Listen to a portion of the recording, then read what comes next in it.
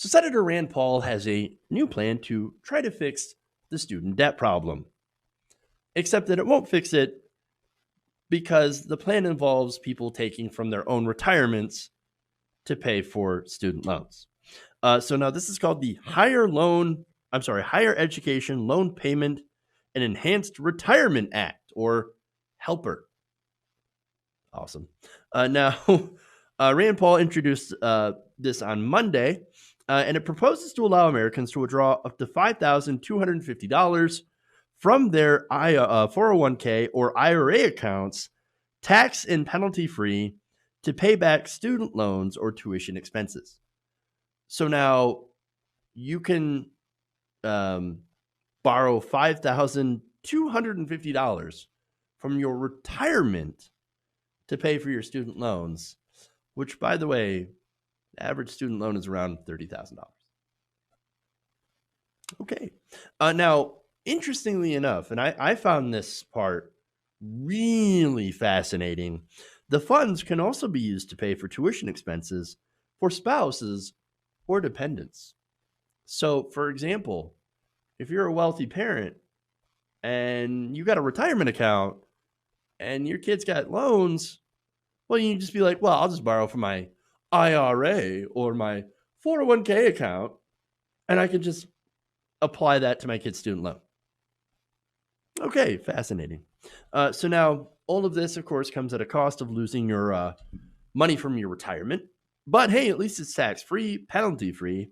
Now, there is, of course, a big problem with this. And actually, there's more than just one problem with this.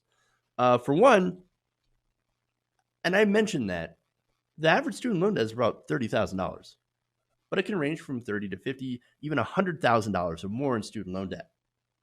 So that's not going to be very helpful when you have that much debt. And by the way, this does nothing about the high price of college tuition in the first place. Now, consider the stat. More than 3 in 5 Americans, by the way, this is retirement, say they need to catch up on their retirement fund. They are behind. You know who else is behind? I am. I don't even have a 401k. My retirement is basically falling in a ditch and eating dried up cat food. That's basically my retirement plan at this point. And so, look, 3 out of 5 are behind on that, and they don't say how far they're behind. And half of all workers have said that they already have rated their retirement savings for unexpected expenses, down payments on houses, or, interestingly enough, college tuition. Now, Mark Kantrowitz, publisher of SavingForCollege.com and an expert on student debt, told Yahoo Finance, quote, most families do not save enough for either retirement or college. Well, there's a reason for that, Mark. Wages. Wages are too low. Prices too high. There's just not enough money left. When you work and you're working at this part-time job, or you're working at this low-wage job or 2 low-wage jobs, there's still not enough money left over. Did you know that nearly half of all Americans, this is a recent report, they make an average of $18,000 a year? It's nearly half of all workers. That's disastrous, man. You can't live on that. Hard enough living on $30,000 a year, depending on where you live. So you can't even save for retirement if you're one of those people, much less have a actual savings in your retirement account that you can raid to go and pay for your student loans, which, by the way, then you have that much less money for your retirement. That is ridiculous, man.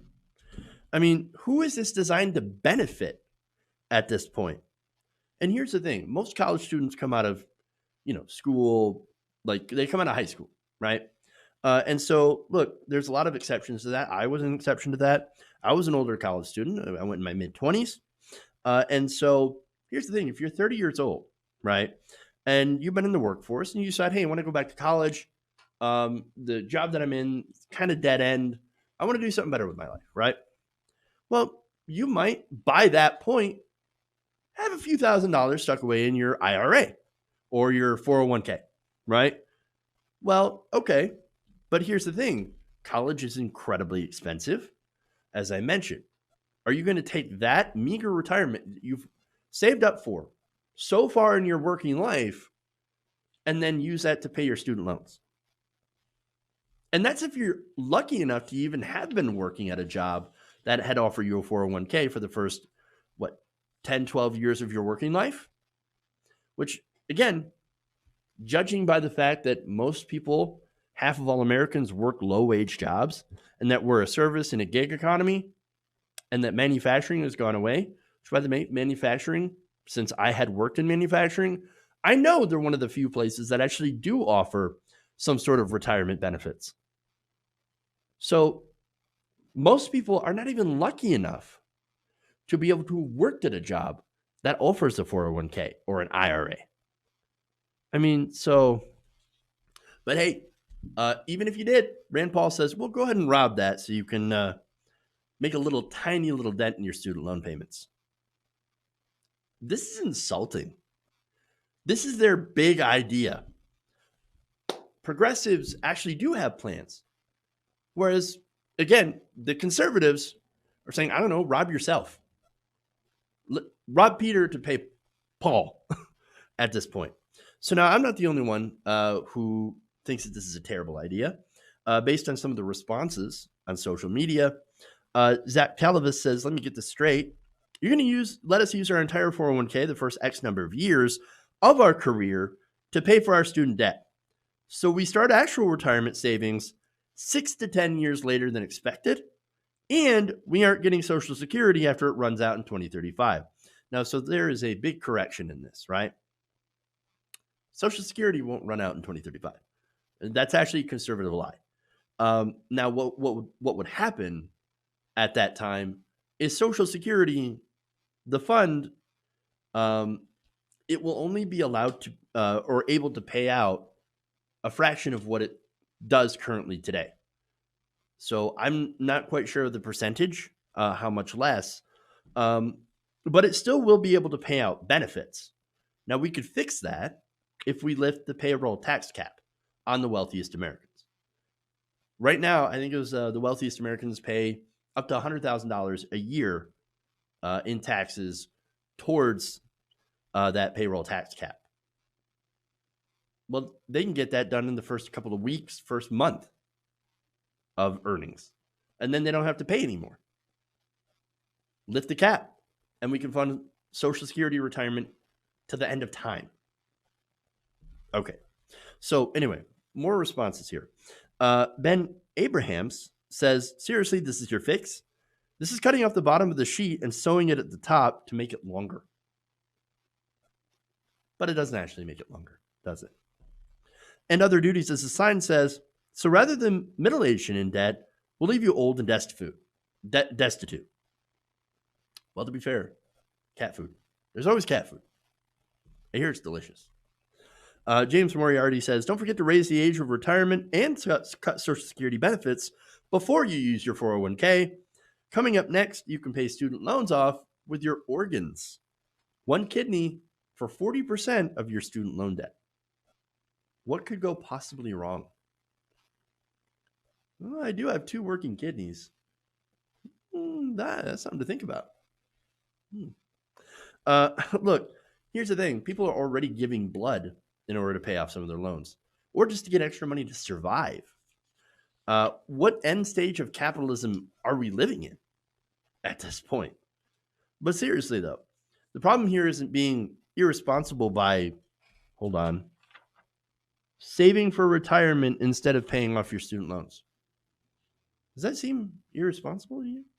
No, here's the problem. Again, people aren't making enough money. They don't have enough money. And so if you don't have enough money to pay your bills or to pay your student loans, then how are you going to have enough money to put money into your retirement account so that you can borrow it back out with no penalty to pay your student loans? I mean, look, here's the thing. Out of the $1.5 trillion in student loan debt, 11% is more than 90 days delinquent or in default. This according to the Federal Reserve Bank in New York. This suggests, according to Deborah Goldstein, that they are not earning enough to repay their loans. Quote, I am not sure that this proposal, and Deborah Goldstein, by the way, is executive vice president at the Center for Responsible Lending. And she told Yahoo Finance, I'm not sure that this proposal, which focuses on people who are putting aside their retirement savings out of their incomes, really gets at the heart of the problem, that there are a lot of students who are not earning enough to be able to make payments. Boom.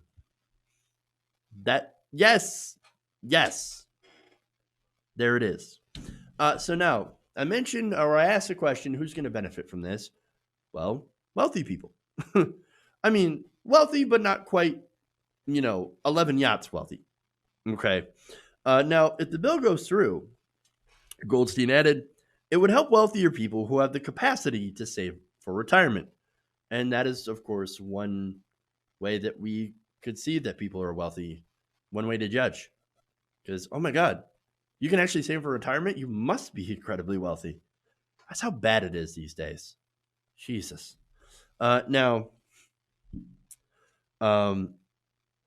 she added, it would mean that they could use those retirement accounts and make payments on loans.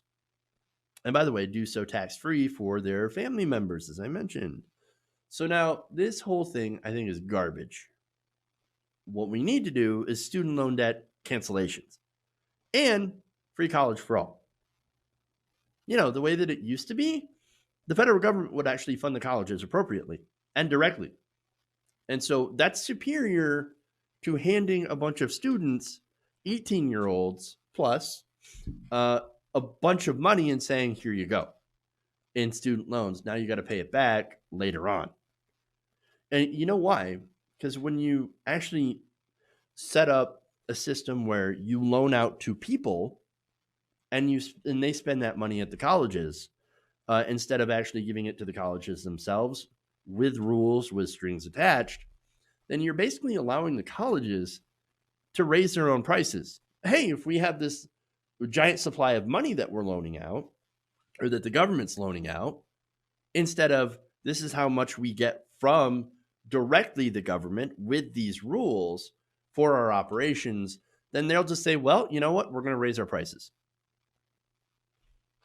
That's what happens, right? And so if you direct funding to these colleges, like, again, they used to, and make funding, for example, contingent on things like quality of education, graduation outcomes, job placement rates, or whatever metric that seems more efficient, right? We might see prices fall significantly.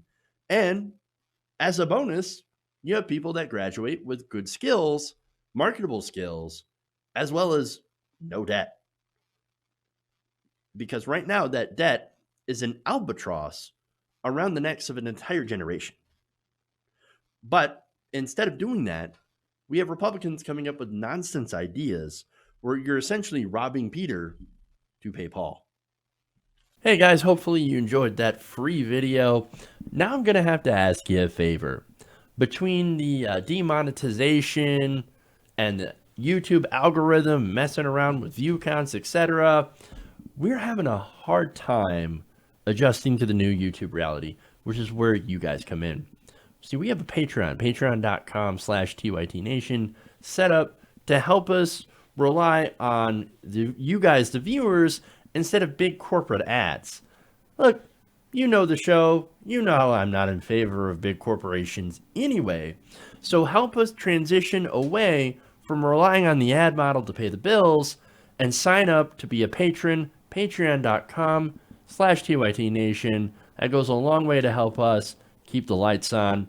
And you guys will know that you're supporting independent, progressive media.